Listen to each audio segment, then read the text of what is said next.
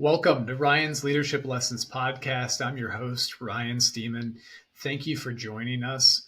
You can find me at ryanstemen.com. You can find me at Ryan Stemen on X. You can find me at Ryan Stemen on LinkedIn. That's where a lot of my content can be found, is LinkedIn. But thank you for joining us. As always, this podcast is really a companion to my newsletter about leadership lessons.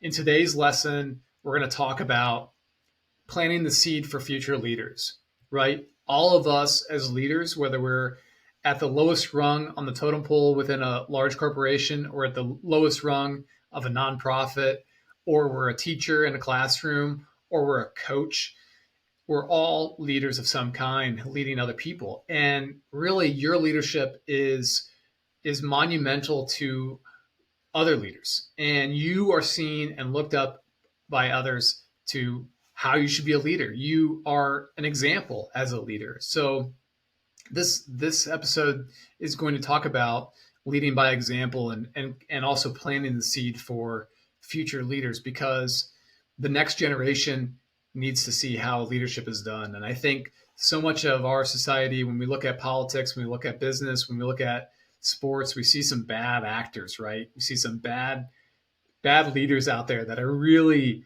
doing some terrible things, right? But I think there's also an entire group of people that are leading by example, that are incredible leaders, that are selfless leaders that you don't see. And I think a lot of them don't get the time of day to basically, get the championship trophy that they really deserve when it comes to being a leader. And so I want to talk about that in today's episode. And I start out talking about this in planting the seeds for future leaders in my newsletter on LinkedIn. And I think about all the people that have reported to me, whether they're interns or they were staff members. And I'm one, honored that they were on my team, that they looked at me as a leader. Maybe they had to because they were reporting to me, but I think, I hear from people after the fact, and it's really an honor to be able to work with so many talented young people. I think we hear these stories about Gen Z or millennials are not going to do well in the working world, and I think that's completely garbage. I think there's so many great individuals out there working globally that I'm excited to see where they go with their careers. I'm excited to see where the interns that I had turn up in society. I think they're going to do really well inside of businesses, inside of politics, inside of nonprofits, inside of the education system. I think there's so many talented young people that they just need us to lead as examples, as folks that are that have been in corporate America or have been in the nonprofit world for a long time. We just need to show them this is what a leader does, and this is how a leader leads. And the first thing I talked about in leadership lessons, the newsletter, is leading by example, right? You are seen as the example. When you're on the sports field as a coach, if you stay calm and cool under pressure, your players should stay calm and cool under pressure. If you're screaming and yelling and cussing at the referees or at the other coaches, either the players, they're going to do the same. They are looking for your leadership on the field. So think about that as you're leading others. Think about how you come off as a leader. People are watching you, and even if they don't say they're watching you, they probably are. I was a manager, and I was managing a global team, and I would hear about my leadership, or I'd hear about my team members from other teams. So I knew people were watching our team and maybe modeling how we did as a team.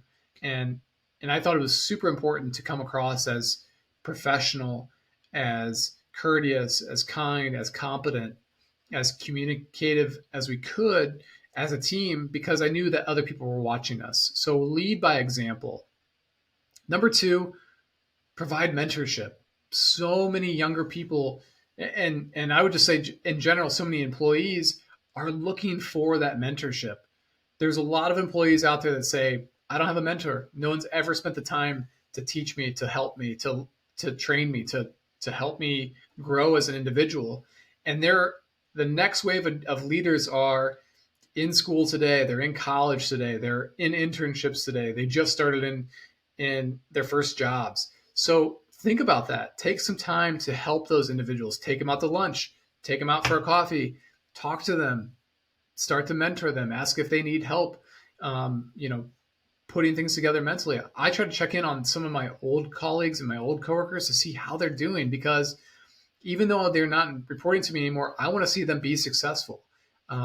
That's just, no one told me I had to do that, but I think that's the right thing to do, is to provide that mentorship to try to help people become the best leaders they possibly can, because we need another generation of solid leaders to come up and manage other people for the next generation after them. There should be this idea that every generation helps the next generation down and lead the next group of people. So provide some mentorship, find some time to share your experiences and failures and where you navigated through challenges, and share that with them, and listen to them, and spend some time just hearing what they have to say about their experiences. And at the end of it, provide them some ideas of what you would do. It'll create a ripple effect, a positive ripple effect that'll help them in the future. Number 3 is empowerment. So I think as leaders, we have to really work to empower others, right? So if you're mentoring people, you're empowering them to be better individuals, right? You're empowering them to be better leaders or better professionals.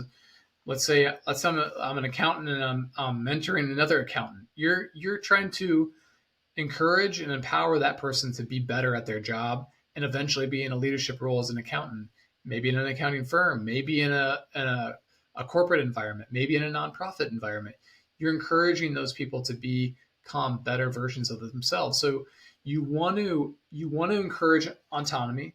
You want to be able to trust them. But if you're mentoring somebody from the outside, you want to be able to show them that they can actually make it. You know, they can make it into a leadership role. You know, you could say, I had challenges getting to a leadership role, and this is what happened to me, and this is how I got into that leadership role. It took some time, but I eventually got there. So you want to be able to empower through your words, through your lessons, but you also want to empower by helping others, by encouraging them. And if they're on your team, this is a great time to entrust them with some responsibility, allow them to make decisions, give them feedback, on where they did well, where they did poorly, and help them grow as an individual. You want to build their confidence. You want to build the next generation of leaders' confidence. And then finally, the 4th one is promote continuous learning. You want to help people become continuous learners like yourself. Most leaders are always learning about themselves, about others, about examples. I talked about Charlie Munger in a different podcast, but he loved reading biographies. Absolutely loved reading biographies, because he would read biographies and learn from other business people. The compounding knowledge of him learning about other people and where they succeeded, where they failed, where their shortcomings happened, where their challenges happened. He learned through their memoirs, their biographies, and it was such a great way of continuously learning about others that it helped him become a better leader and a better investor. So think about that as you're leading. You want to take some classes. You want to maybe go online and find free education. Maybe you want to read a book about leadership or how to manage people. The library has tons of books that all you need to show is your residency, and you can get a library card and you can read all the books on management that a library has. I think my local one, I looked it up the other day, had 35 different titles on management alone. So you can find so many resources out there on how to be a better manager, but also how to be a better leader, whether you want to be a better coach or a better teacher, or you want to be a better leader in your nonprofit, or you want to be a better leader in your corporation. You can find ways of doing that. There's so many ways of doing it, but you just have to figure out what works for you. Maybe books don't work for you, but maybe online education does work for you. Or maybe it's a combination of reading books and reading Substacks, or reading newsletters and reading and watching YouTube videos. Figure out what works for you on continuously learning, and use it and implement it, and constantly learn and evolve and help your processes get better as a leader. That's super important. I think it doesn't get talked about enough as leaders. But if you look at, there's a number of leaders out there that publish all the books that they read.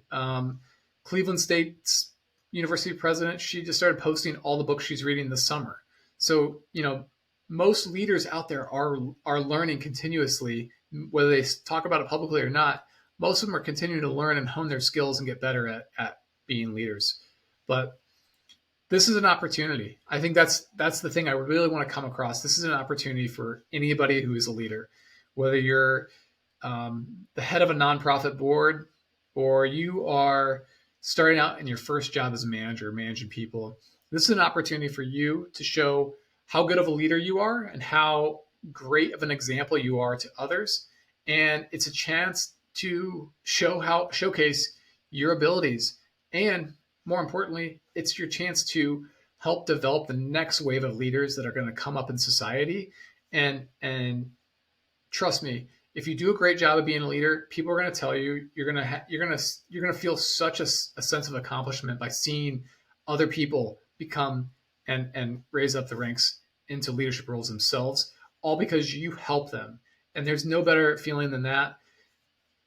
You give someone all the money in the world, doesn't matter, because the feeling of seeing somebody else become a leader, get promoted into a leadership role that you helped empower, mentor, or even saw them come up through as an intern, it's such a great feeling. It's such a great feeling to see somebody succeed that you helped out along the way. And I'll leave you with that. And I hope you have a great week.